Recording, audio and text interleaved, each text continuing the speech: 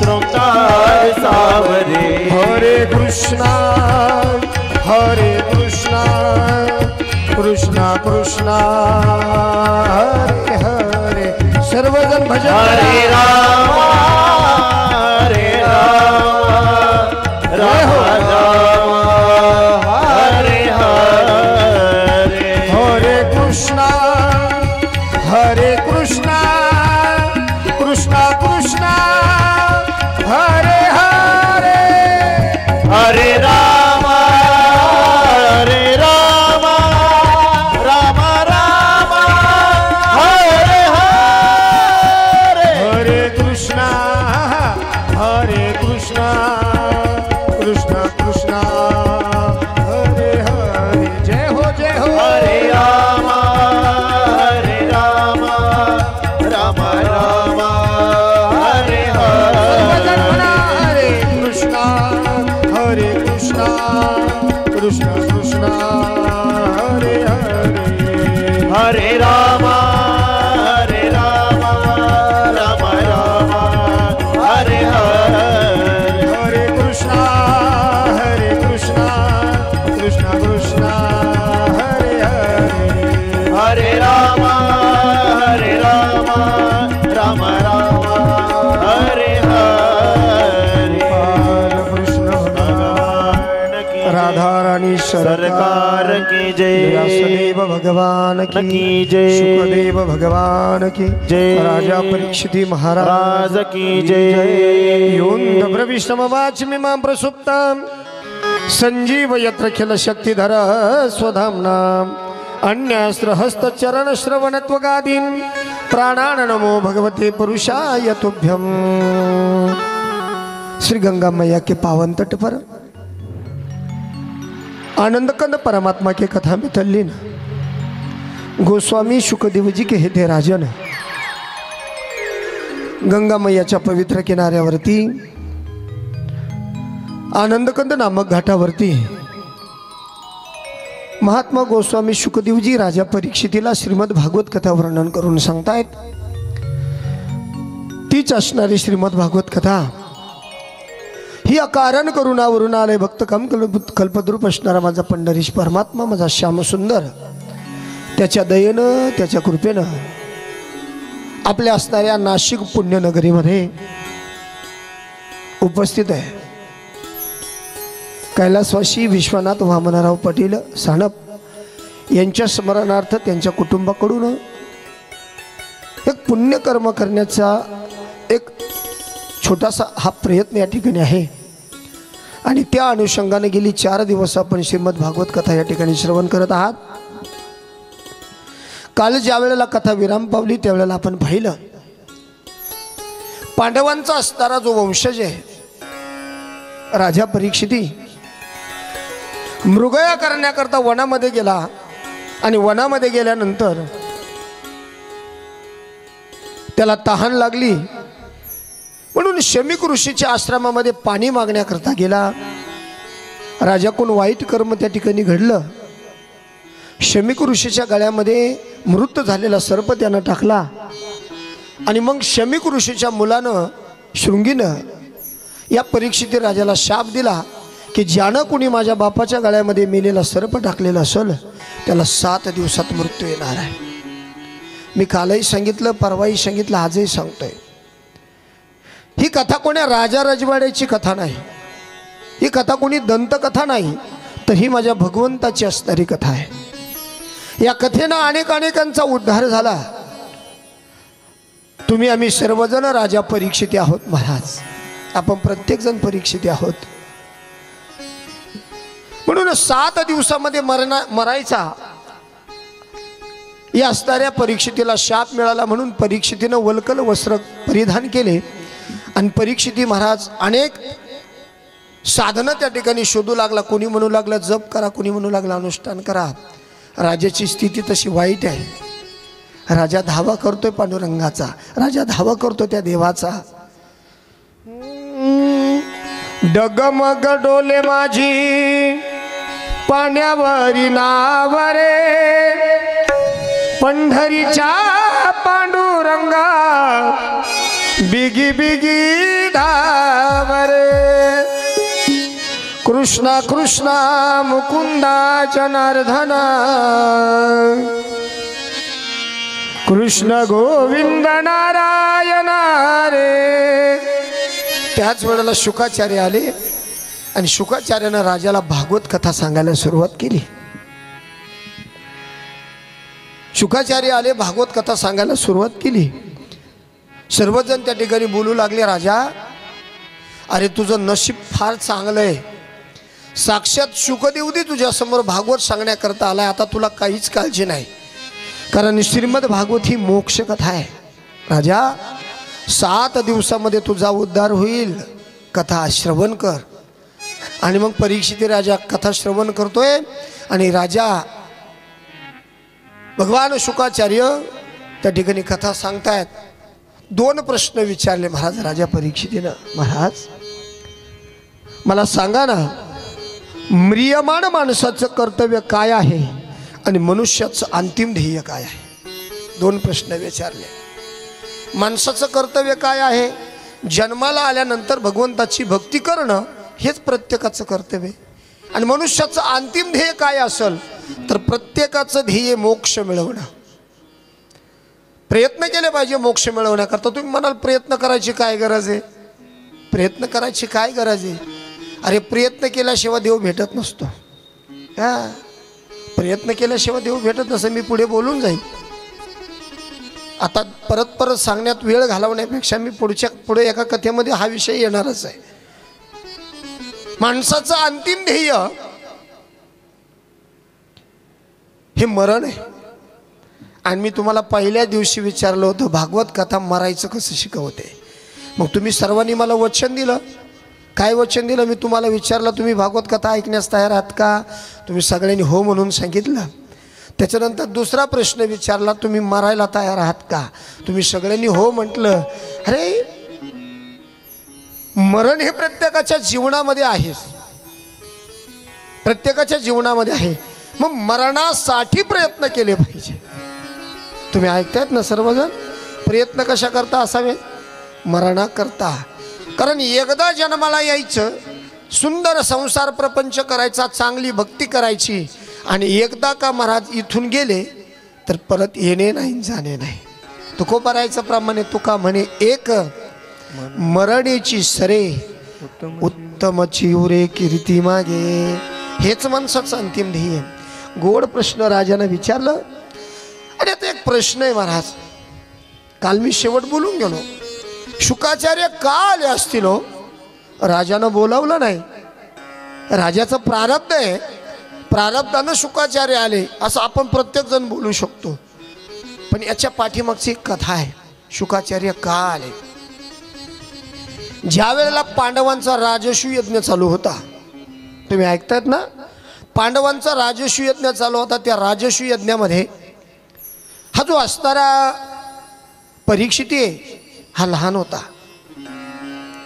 त्याच वेळेला हे शुकाचार्य पोपटाच्या रूपाने फिरत होते. तुम्ही ऐकतायत ना? हे शुकाचार्य पोपटाच्या रूपाने फिरत होते. आणि फिरत असताना त्या राजसूय यज्ञामध्ये एक भाताचं शीत खाल्लं होतं. एक भाताचं शीत या पोपटानं खाल्लं होतं. आणि ते शीत या शुकाचार्यांच्या पोटात सलत होतं. एक शीत खाल्लं आणि ते शुकाचार्यांच्या पोटात सलत होतं. आणि ते सलत असल्या कारणानं पांडवांचे उपकार शुकाचार्यांनी मानले. आणि त्या उपकारातून उतराई होण्याकरता पांडवांचा वंशज असणारा परीक्षित त्याला कथा सांगण्याकरता आले. एक शीत खाल्लं. मला एक कळत नाही, आमच्यासारखे बाबा लोक कथेला गेले, कीर्तनाला गेले तर लोकांच्या डबे भाताच्या हातात, पण कसे सलत नाही कोणास ठाऊक. डबेचे डबे खातात, कसे सलत नाही तेच मला कळत नाही. एक शीत त्या उतराई होण्याकरता शुकाचार्य त्या ठिकाणी आले. आणि असेच नाही आले महाराज, उतराई होण्याकरता तर आलेच, पण दुसरी गोष्ट या ठिकाणी सांगून जाईल. असं आहे, श्री गुरु जर जीवनामध्ये यावं वाटत असेल ना, तर श्री गुरु तुम्हाला येऊन भेटतात महाराज. तुम्हाला कुठं जाण्याची गरज पडणार नाही, तुम्हाला कुठं जाण्याची गरज पडणार नाही. श्री गुरु तुमच्या जीवनामध्ये येतात, पण त्याकरिता महत्त्वाचा विचार सांगून जातो. त्याकरता आपण अगोदर आपला अधिकार तयार करणं गरजेचं आहे. हा, आपण प्रमाण पाहतो हरिपाठामध्ये, नलगती सायास दावे मनांतर. कुठं जाण्याची गरज नाही, कुठं जाण्याची गरज नाही. आपण आपला अधिकार तयार करायचा आणि बस गुरुजींची वाट बघायची. श्री गुरु आपोआप जीवनामध्ये येतात महाराज. अज्ञानाची भूमिका सोडून ज्ञानाच्या भूमिकेपर्यंत पोहोचले की श्री गुरु बोध रूपानं प्रगट होतात. कुठं जायची गरज नाही, आपण अधिकार तयार करायचा अगोदर. गुरु शोधायला जावं लागत नाही महाराज, गुरु आपोआप जीवनात येतात. पण त्याकरता आपण अधिकारी असलं पाहिजे, त्याकरता आपण अधिकारी असलं पाहिजे. आता आंब्याचा मोसम चालू आहे ना, आंब्याचा मोसम चालू आहे ना. मला सांगा, ज्या वेळेला कैरी पाडायला लागते, ज्या वेळेला कैरी पाडायला लागते, त्यावेळेला ती कैरी पोपटाला आमंत्रण देते का हो? हरिभक्ती पारायण पोपटराव या, आता मी पाडायला लागले आणि माझा आस्वाद घ्या, असं ती आमंत्रण देते? नाही ना महाराज, ते आमंत्रण देत नाही. पोपट आपोआप येतो. पण कधी येतो? या कैरीनं स्वतःमध्ये काही बदल घडवले म्हणून पोपट आला. तसं आपणही जीवनामध्ये बदल घडवले पाहिजे, त्यावेळेला श्रीगुरु आपल्या जीवनात येतात. पण श्रीगुरु ओळखाय करता नजर असावी लागते. ज्याच्याकडून आपल्याला प्रबोध घ्यायचा, ज्याच्याकडून आपल्याला माळ घालायची, ज्याला गुरु त्या ठिकाणी बनवायचं, त्याला ओळखता आला पाहिजे, त्याला ओळखता आला पाहिजे. दत्तात्रय महाराजांनी 24 गुरु केले होते. पण कसे केले होते? महाराज सांगतात, जो जो घेतला जयाचा गुण, तो तो म्या गुरु केला जाण. 24 गुरु केले होते महाराज. एखादा गुण जीवनामध्ये, एखाद्या गुरूंचा गुण जर आवडला तर आपण त्याला गुरु त्या ठिकाणी मानू शकतो. पण त्याच्याकरता अधिकार होणं गरजेचं आहे. मग पोपटराव अशी येत नाही. मग त्या कैरीनं स्वतःमध्ये बदल केला. काय बदल केला? सगळ्यात अगोदर कैरीनं स्वतःच्या जीवनातला आंबटपणा घालवला. तुम्ही ऐकतायत? कैरीनं काय केलं? सगळ्यात अगोदर स्वतःच्या जीवनातला आंबटपणा घालवला. नंबर 2, कैरीनं स्वतःच्या जीवनातला हिरवटपणा घालवला. हा, लोक आंबट स्वरूपाचे असतात, लोक हिरवट स्वरूपाचे सुद्धा असतात. सगळ्यात पहिला आंबटपणा घालवला. नंबर 2, जीवनातला हिरवटपणा घालवला. नंबर 3, जीवनातला टणकपणा घालवला. आणि कैरी पाडायला लागली. पोपटराव आपोआप आले. येते लक्षात सर्वांच्या? तुम्ही सुज्ञ आहात महाराज, माझे शब्द तुम्हाला कळत आहेत. आणि तसंही मी सोपं बोलण्याचा प्रयत्न करतो. मी अजिबात अवघड सांगत नाही. हां, अजिबात अवघड सांगत नाही. जे कळल, कथा कळाली पाहिजे महाराज. मी तुमच्या समोर बसलो आणि मी माझं ज्ञान सांगण्याकरता बसलो नाही महाराज. मी माझं ज्ञान, मी किती हुशार आहे हे सांगण्याकरता बसलो नाही. मी फक्त तुमच्या समोर माझ्या भगवंताचं प्रेम पोचवण्याकरता आलोय महाराज. तुमच्या समोर मी फक्त भगवंताचं प्रेम पोचवण्याकरता आलो. माझा मोठेपणा मला सांगायचंच नाही. फक्त कथा तुमच्या समोर मांडायची. जीवनातला आंबटपणा घालवा, जीवनातला हिरवटपणा घालवा आणि जीवनातला टणकपणा घालवा.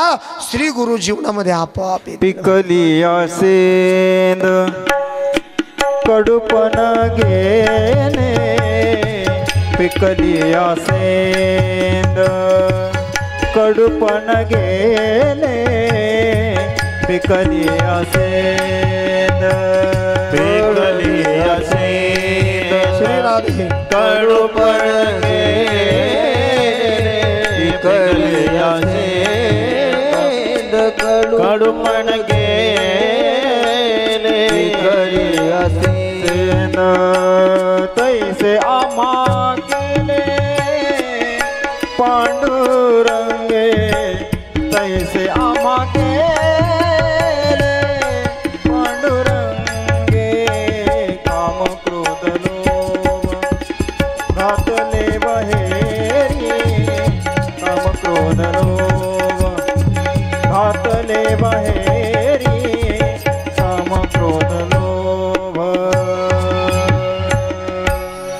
पिकली या शेंदे कडूपणे गेले.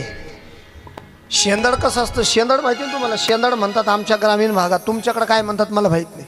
काय म्हणतात? शेंदडच म्हणतात ना. ते शेंदड एवढं कडू असतं ना, मला त्याच्या जवळ गेलं तरी वास येतो कडू. पण पिकल्यानंतर गोड असतं. पिकली या शेंदे कडूपणे गेले. तसं माणसानं जीवनातला कडूपणा घालवला पाहिजे. काम, क्रोध आणि लोभ. काम चांगला नाही, क्रोध चांगला नाही, आणि सगळ्यात महत्त्वाचं म्हणजे लोभ चांगला नाही. माणसाला लोभ असतो कशाचा ना कशाचा. आता मी इथलं नाही बोलत, मी आमच्या तिकडलं सांगतो, राहुरीचं. इथलं कशाला सांगू? हा, इथले लोक चांगले आहेत महाराज. ते बोलतो ना मी, आता पुढे बोलणारच आहे. हे सगळं आहे महाराज भागवतामध्ये. भागवत असं आहे ना महाराज, भागवत म्हणजे संस्कार शिबिर आहे. भागवत म्हणजे काय? संस्कार शिबिर आहे. संस्कार शिबिर भागवत. हा, याच्यात खूप शिकायला मिळते महाराज. तुम्हाला एक सांगू का? मी एवढे भागवत सांगितलेत आणि एवढे श्रवण केले श्री गुरुजींचे, पण ते भागवत सांगत असताना एक वेगळाच आनंद आहे महाराज. असं वाटतं सारखं बोलत राहू, सारखं. आता ही जी मंडळी आहेत ना महाराज, व्यासपीठावरती बसली, हे कीर्तनकार मंडळी आहेत महाराज. कीर्तनकार मंडळी, आणि त्यातल्या त्यात हे महाराज आज माझ्याजवळ असले, उद्या मी घरी असलो की हे दुसऱ्या बाबाबरोबर कथेला आहेत. हे सुद्धा हे रोज ऐकतात. पण भागवत हे संस्कार शिबिर आहे. भागवतातून शिकलं पाहिजे. भागवत ऐकल्यानंतर तुमच्या अंतःकरणात काम, क्रोध, लोभ राहिलं तर मग ते काय ऐकण्याचा उपयोग आहे? काय उपयोग आहे महाराज? म्हणून हा जीवनात बदल करणं गरजेचं आहे. हा जीवनात बदल, कुठल्या गोष्टीचा लोभ नसावा. आता तुमच्या समोर मी बोलतोय ना, माझ्या गळ्यामध्ये एखाद्यानं हार घातला म्हणून मला सुख वाटून देऊ नये, आणि एखाद्यानं नाही घातला किंवा एखाद्यानं गळ्यातून हार काढून घेतला तर दुःखही वाटून घेऊ नये का? अरे आपण माणसं आहोत. संसारानं जर्जर झालेली माणसं आहोत आपण सर्वजण. मोठेपण कुठं असावं? कुठं असावं मोठेपण? आपण प्रत्येकजण स्वतःचा मोठेपणा दाखवतो महाराज. अरे जगानं मोठं म्हणावं यात काय नवलंय?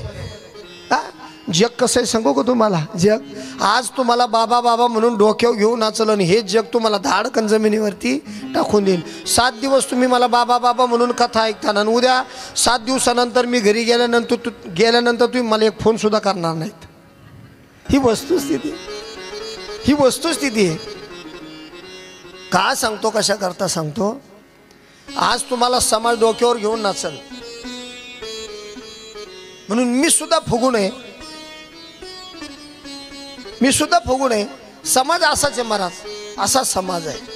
म्हणून समाजाकडे लक्ष न देता 3 गोष्टीचं जीवन परिपक्व असावं. 3 गोष्टीनं. कोणत्या?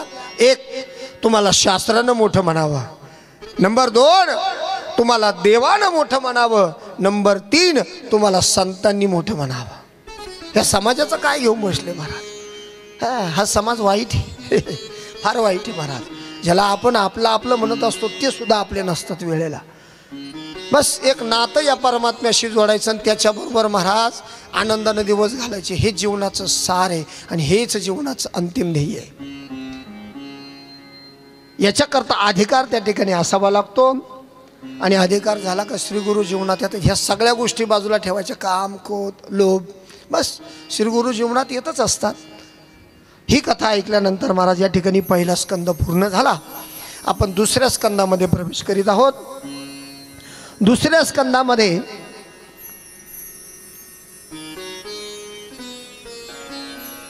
साधना स्कंद. दुसरा स्कंद म्हणजे साधना स्कंद. याच्यामध्ये साधना आहे. आता साधना अनेक प्रकारचे आहे. त्याच्यामध्ये श्रवण ही एक साधना आहे, कीर्तन ही एक साधना आहे, आणि स्मरण ही एक साधना आहे. श्रवण करणं, जशा 9 प्रकारच्या भक्ती सांगितल्या शास्त्रानं. श्रवणम, कीर्तनम, विष्णू स्मरणम, पादसेवनम, अर्चनम, वंदनम, सख्यम आत्मनिवेदनम, अशा 9 प्रकारच्या भक्ती सांगितल्या. त्याच्यामध्ये श्रवण ही एक भक्ती आहे. तुम्ही या ठिकाणी श्रवण करतायत ना, फार मोठी भक्ती आहे महाराज. नंतर त्या ठिकाणी कीर्तनम, मी सांगतोय ना, ही भक्ती, आणि स्मरण, देवाचं स्मरण ही एक भक्ती आहे. आता कीर्तनाचे प्रकार अनेक सांगितले महाराज, साधना आहे ना, मग कीर्तन अनेक प्रकारची साधना आहे. कीर्तन हे कीर्तनामध्ये 3 साधना सांगितल्या. कीर्तन कशा प्रकारचं असावं? एक आहे लीला संकीर्तन, दुसरं आहे गुण संकीर्तन आणि तिसरं आहे नाम संकीर्तन. भगवंताच्या लीलेचं वर्णन करणं लीला संकीर्तन, भगवंताच्या गुणांचं वर्णन करणं गुण संकीर्तन आणि भगवंताच्या नामाचं वर्णन करणं नाम संकीर्तन. अशा 3 प्रकारच्या साधना आहेत. आणि हीच साधना जन्मभर केली पाहिजे महाराज. जन्मभर करण्याची साधना आहे. आपण महाराज उगीच तोंडानं त्या ठिकाणी बडबड बडबड बडबड करतो महाराज, उगीच बडबड करत असतो. माणसाने कामाव्यतिरिक्त बोलू नये, कामाव्यतिरिक्त जास्त बोलू नये. जास्त बोलण्यापेक्षा ही जी वाणी तुम्हाला मला दिली ना, या वाणीनं भगवंताचं नामस्मरण करावं, ही जीवनाची साधना आहे. आणि ही जन्मभर करण्याची साधना आहे. का जन्मभर करण्याची साधना आहे? देव असा नाही भेटत, मग त्याच्याकरता 8 तास करावा लागतो. आयुष्यभर जर तुम्ही भगवंताचं नामस्मरण कराल तर मरायच्या वेळेला बरोबर देवाचंच नामस्मरण तुमच्या मुखातून निघाल. आयुष्यभर पिंट्याच्या पप्पा करत बसाल, मरायच्या वेळेला पिंट्याचा पप्पा तोंडासमोर दिसणार, त्याचंच नाव घेणार आणि त्याच्याकडे पाहता पाहता जीव निघून जाणार आणि त्याच्याकरता परत यावं लागणार. याकरता आयुष्यभर भगवंताचं नामस्मरण करायचं, जेणेकरून अंतकाळ समयाला भगवंताचं नामस्मरण येईल.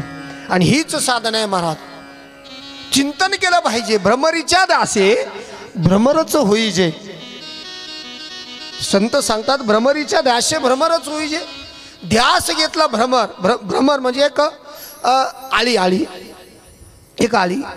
ती आळी, त्या आळीला एक भिंगुरटी यायची, फुलपाखरासारखा एक पक्षी आहे भिंगुरटी. ती यायची, त्या आळीला चोच मारायची, यायची आणि आळीला चोच मारायची. एक असं करता करता त्या आळीनं त्या भिंगुरटीचं एवढं चिंतन केलं, तिला वाटायचं कुठून येईल मला चोच मारेल, कुठून येईल मला चोच मारेल. असं करता करता तिनं अन्न पाणी सोडलं. कुणी? त्या आळीनं. त्या आळीनं अन्न पाणी सोडलं आणि तिनं ध्यास घेतला. कुणाचा? त्या भिंगुरटीचा. तिचा ध्यास घेतल्यामुळं ती तिचं चिंतन करू लागली.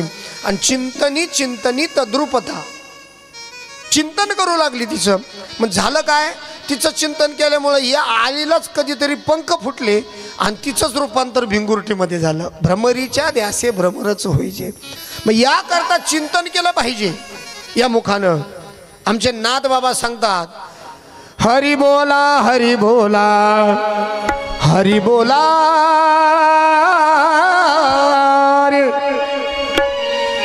हरी बोला हरी बोला, बोला रे बोला हरी बोला, नाही तरी अबोला रे. व्यर्थ गलबला करू नका, व्यर्थ गलबला करू नका, व्यर्थ गलबला करू नका, व्यर्थ गलबला करू नका, व्यर्थ गलबला करू नका, व्यर्थ गलबला करू नका. हरी बोला हरी बोला हरी बोला, हरी बोला हरी बोला, नाही तरी बोला रे. व्यर्थ गलबला करू नका रे, व्यर्थ गलबला करू नका रे, व्यर्थ गलबला करू नका रे, व्यर्थ गलबला करू नका, व्यर्थ गलबला करू नका, व्यर्थ गलबला करू नका.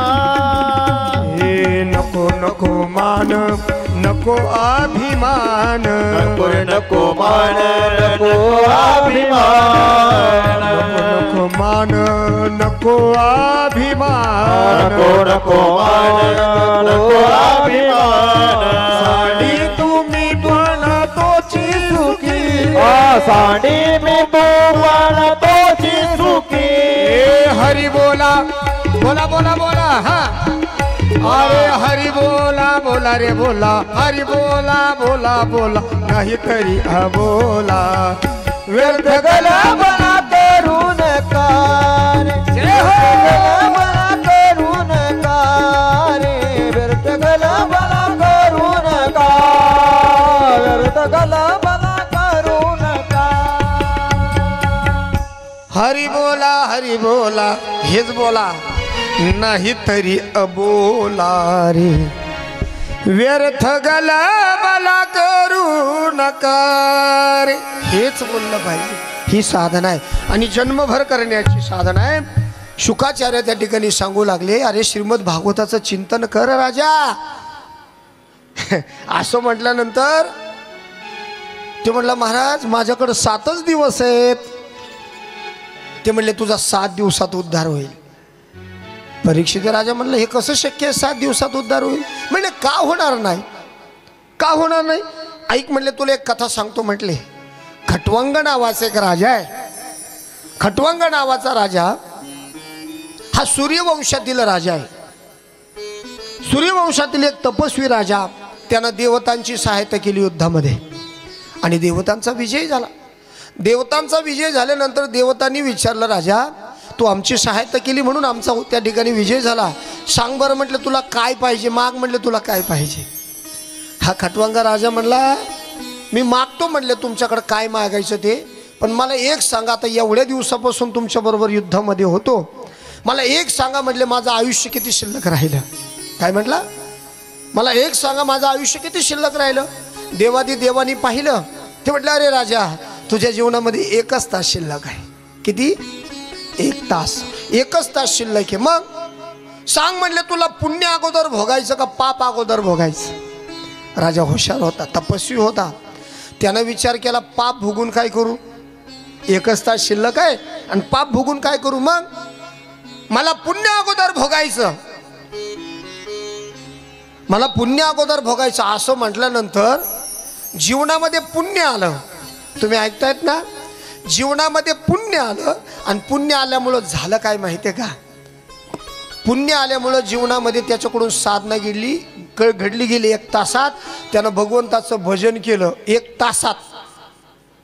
भजन कीर्तन कोण करतं माहिती आहे का. ज्याच्या जीवनात पुण्य आहे तोच. ज्याच्या जीवनात पाप आहे ना तो या भक्ती मंडपात बसू सुद्धा शकत नाही.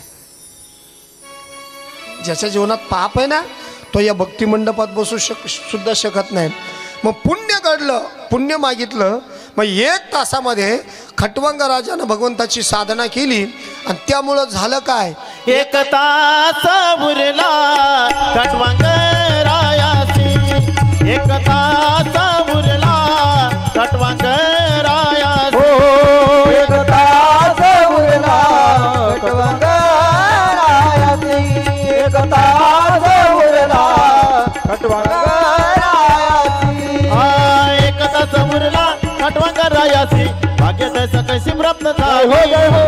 1 तास उरला रायासी. भाग्य तसं कशी प्राप्त झाली. 1 तास माता हरपली चिंता हरिमुखी गाथा हरपली चिंता हरिमुखी गाथा हरपली चिंता. हरिमुखी गाथा हरपली चिंता. 1 तास उरला खटवंग रायासी आणि भाग्यदशा कशी प्राप्त झाली. अरे 1 तासात जर खटवंग राजाचा उद्धार होऊ शकतो. राजा तुझ्याकडे 7 दिवस आहे मग 7 दिवसात तुझा उद्धार होणार नाही का. हे ऐकल्यानंतर परीक्षित राजाला समाधान वाटलं. महाराज हे ऐकलं आणि परीक्षित राजाला समाधान वाटलं ना. आता परीक्षित राजा त्या ठिकाणी विचारू लागला महाराज आता 7 दिवसामध्ये मरायचं ना मग मृत्यू जवळ आलेला कसं ओळखायचं. प्रश्न विचारला. मृत्यू जवळ आलेला कसं ओळखायचं. शुकाचार्य म्हणले राजा फार सोपं आहे म्हणले. हा काय सोपं आहे. मृत्यू जवळ आलेला ओळखणं फार सोपं आहे. म्हणलं कशावरून सोपं आहे. ते म्हणले अरे नोटीस येते ना म्हणले मृत्यू जवळ आलेलं. हा आता आपण एखाद्या बँकेचं जर कर्ज घेतलेलं असेल तर आपल्याला नोटीस येते की नाही. येते की नाही. पहिली येते दुसरी नोटीस येते तिसरी येते आणि 4थ्या नोटीसीला जप्ती करून घेऊन जाते. ते म्हणले अरे नोटीस येते ना म्हणले. म्हणे कशी येते. त्याने पहिलीच नोटीस येते म्हणे. मृत्यू जवळ आला की पहिली नोटीस जवळ येते. ती नोटीस येते ती म्हणजे काय पहिलीच. डोक्याचे केस पांढरे व्हायला लागले समजून घ्यायचं ही पहिली नोटीस आली. जरा कर्णमुळी सांगो आल्या गोष्टी मृत्यूची घटना जवळी आली. घटिका जवळी आली जरा कर्णमुळी सांगू आली गोष्टी मृत्यूची घटिका जवळी आली मृत्यूची घटिका जवळी जरा कर्णमुळी सांगू आली गोष्टी मृत्यूची घटिका जवळ आली. डोक्याचे केस पांढरे व्हायला लागले, या कानाचे वरचे केस पांढरे व्हायला लागले की समजून घ्यायचं पहिली नोटीस आली. ऐकताय ना तुम्ही सर्वजण? कानाच्या वरचा केस पांढरा झाला का समजून घ्यायचं बस गोइंग टू अमरधाम, पहिली नोटीस आली. दशरथ राजाच्या कानाचा वरचा एक केस पांढरा झाला होता. तुम्ही ऐकतायत ना? दशरथ राजा आरशासमोर गेला आणि त्यानं पाहिलं त्याच्या कानाच्या वरचा एक केस पांढरा झाला. त्यानं लगेच विचार केला, काय आपलं सगळं राज्य आता रामाच्या ताब्यात दिलं पाहिजे. ऐकता ना? एक केस पांढरा झाला तर दशरथ राजाने विचार केला, आता आपल्याला पहिली नोटीस आली, मग सगळं राज्य रामाच्या ताब्यात दिलं पाहिजे. पण आत्ताची या कलियुगामध्ये अरे अख्खा राम पांढरा होतो तरी दशरथ राज्य सोडित नाही. कळतंय ना तुम्हाला? बरेच दशरथ आणि बरेच राम बसले तिथं. राम पांढरा होतो दशरथाचं सोडा, अख्खा राम पांढरा होतो तरी दशरथ राज्य सोडत नाही. कळालं ना तुम्हाला? पहिली नोटीस. लोकांना ती नोटीस मान्य नाही, मग डाय करून फिरतात. डाय करतात की नाही? डाय करून फिरतात. पहिली नोटीस. नंबर 2, दुसरी नोटीस. या कानानं कमी ऐकू यायला लागलं, समजून घ्या आपल्याला दुसरी नोटीस आली. ज्याला कमी ऐकायला तर त्याची फार मजा येत असते. दोघं जण मित्र, दोघंही बहिरी. हा त्याला विचारतो, राम भाऊ अरे कुठं बाजारला चालला का? तो असं ऐकत असतो, राम भाऊ कुठं बाजारला चालला का? तो दुसरा म्हणतो, नाही नाही बाजारला चाललो. कानानं कमी ऐकू यायला लागलं, दुसरी नोटीस आली. लोक ते तयार नाही, लोकांनी मशनी बसवल्या, कानाला बसवल्या का नाही? दुसरी नोटीस. नंबर 3, या डोळ्यानं कमी दिसायला लागलं, आता पक्क मानायचं गोइंग टू अमरधाम. डोळ्यानं कमी दिसायला लागलं, लोकांनी त्याच्यावर ढापणं लावले का नाही? कमी दिसायला लागलं का लोकांनी चष्मे लावले. चौथी नोटीस. हे दात पडायला लागले, समजून घ्यायचं चौथी नोटीस आली. दात 2 वेळेला पडतात, एकदा दुधाचे दात आणि एकदा वृद्धापकाळाच्या वेळेला. लोकांना ते ऐकायला तयार नाही. लोकांनी कवळ्या बसवल्या. कवळ्या तुमच्याकडे काय म्हणतात त्याला? कवळ्या. आमच्या ग्रामीण भागात त्याला म्हणतात बचळ. आमच्या ग्रामीण भागात कवळी. अजून दुसरं काय नाव आहे? अजून काहीतरी नाव असेल त्याला. कवळी कळते ना? लोकांनी ती बसवली दात पडून गेल्यानंतर. आपण नोटीस मानायला तयार नाही हो. हे सगळं ऐकलं आणि मग राजा परीक्षित त्या ठिकाणी बोलू लागला, महाराज अहो ही साधना कशी करू? तुम्ही आता साधना मला शिकवता ना, मग ही साधना कशी करू? त्यांनी सांगितलं साधना 4 प्रकारची. 4 प्रकारची साधना. कशी? जितासना जित श्वासा जित संग जितेंद्रिया स्थूले भागवतो रूपे मना संधारयेत या.